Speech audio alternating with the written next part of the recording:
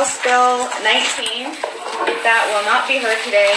We are rolling House Bill 427 and House Bill 34. So all of those will not be heard today. And clerk to call the roll, please. Representative Chasey. Representative Eli. Here.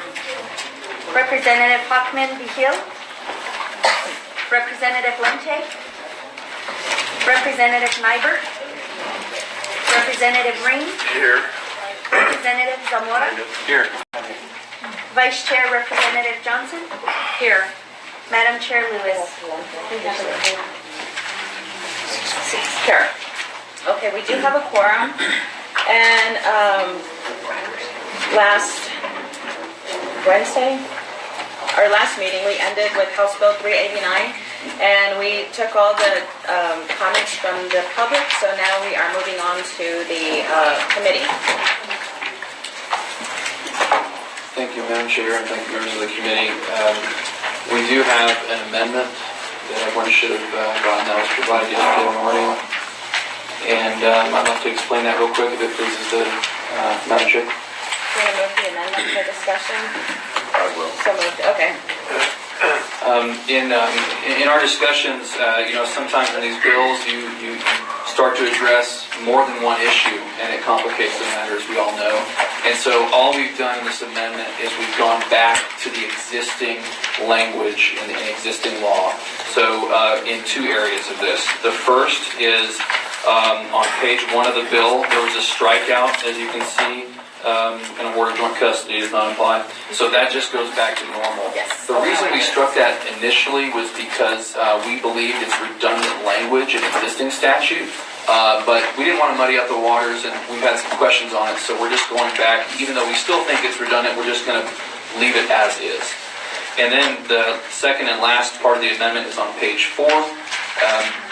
So really what we're trying to do is address the equal parenting issue. This is an equality and a civil rights bill, but we were also looking, if you look at page 4, lines 4 through 11 there, we were also trying to address an issue where we feel like due process is not being provided in these custody issues. And so, however, we do feel like it's muddying up the water. I personally would like to work on this issue, but I think for being able to zero in on our highest priority of equality, we are just going to go back to the existing statute for that entire paragraph.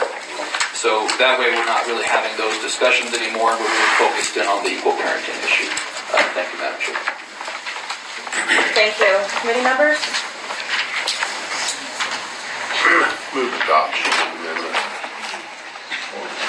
We have a motion for adoption of the amendment. I'll second. And a second by Representative Zamora. Discussion? Okay, you want to call the roll on that? Representative Chasey. No. I'm sorry? Representative Eli. Yes. Representative Hockman Vigil. Representative Lente. Yes. Representative Nybert. Representative Ring. Yes. Representative Zamora. Yes. Vice Chair Representative Johnson. Yes. Madam Chair Lewis. Yes. Okay, you have a good pass on the amendment, adoption of the amendment. Thank you. Thank you, Madam Chair. And if I may, I just have 2 brief comments. I don't know if you received this, a couple of other handouts, but I just have one quote that I think summarizes the intent of this bill. So once again, I said this bill is an equality bill. In 2017, this is a quote from Supreme Court Justice Ruth Bader Ginsburg, and she wrote, and I quote, "We believe that mothers and fathers must be treated as equals unless there is extremely compelling evidence that they should not be treated equally," end quote. That is, in a sense, the nutshell of this bill. That's what we're trying to do. And there was some comment 2 days ago that this is somehow detracting from the best interest of the child. And that is a fundamentally incorrect statement, and I would like to just address that. The amended language in this bill actually adds in language, best interest of the child. So page 1, best interest of the child. Page 2, welfare of the child, best interest of the child. If you keep looking through page 4, we add in child's best interest. So that language is pervasive throughout this bill. So this bill in no way detracts from best interest of the child. All it does is on the first footing, it says that both parents are to be treated equally. And then if the judge wants to move from that because of compelling evidence, he or she may do so. Thank you, Madam Chair. Thank you, members of the committee. Thank you. Committee members? Representative Ring. Madam Chair, I have received numerous complaints, both from males and females in my district that have gone to, that are in divorces of inequity, and I really think that we need to do something with this. We need to move this on. Thank you, Madam Chair. Thank you. Move to table. We have a motion to table by Representative Eli. Is there a second? Second. And a second by Representative Johnson. Okay, let's call the tabling motion, please. Representative Chasey. Representative Eli. Yes. Representative Hoffman Vigil. Representative Lente. No, I'd like to explain my vote. Representative Nyberg. Representative Reen. No to table. Representative Zamora. No. Vice Chair Representative Johnson. Yes. Madam Chair Lewis. Yes. 3-3. So we have a 3-3, and Representative Lente, to explain your vote. Thank you, Madam Chair, and thank you, sponsors, for bringing this up.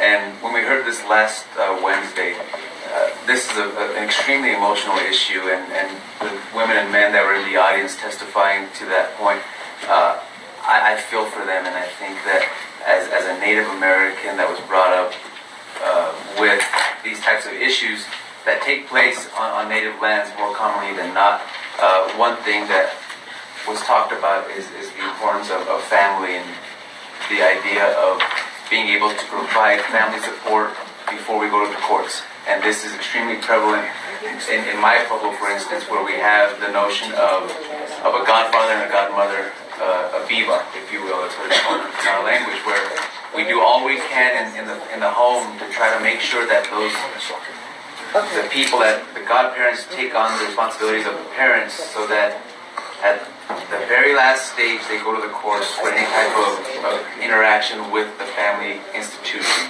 And I think these types of issues, whether you're a man or a woman, it doesn't matter, but I think just the notion of being equal is extremely important. And I see that at its best in our natural peacekeeping courts in the pueblos. And I wish that we would give it some thought and consideration on the outside. So thank you, Madam Chair, and thank you, sponsors. Thank you. Representative Ring? Madam Chair, thank you. I want to echo Representative Lente's. You know, it takes a community to raise a kid, and it takes two parents. And I think we need to work on this. Thank you. Thank you, Representatives. Representative Zamora? Can I speak on that? Madam Chair, I also too have been in a family where there's been a lot of divorces. I have 7 brothers and 2 sisters. Me and one of my other brothers are the only ones that haven't been divorced, thank God. And I see a lot of issues when divorces happen with the children, and it's about fairness. And sometimes we think we're doing that child a lot of good, and we're not being fair to the child, and the child ought to come first. Seems to me like in every divorce, the child is the one that suffers the most, and the people that get divorced get the relief, and that child suffers so much. And that's what this bill is about, and I believe we ought to push this forward, and if it needs working on, get together and get people to work on it, but I think something like this ought to go forward. Thank you. Thank you, Representative. So you're on the table for now, so we'll just pull it off if we get more. And I just want to remind the committee members, please, if you want to explain your vote, let us know, because procedurally you have the chance for discussion, and we have a lot of bills to go over. So thank you, Representative. Thank you, Madam Chair, and thank you, members of the committee. So Representative Mayestas has agreed to go ahead and do House Bill 19 and has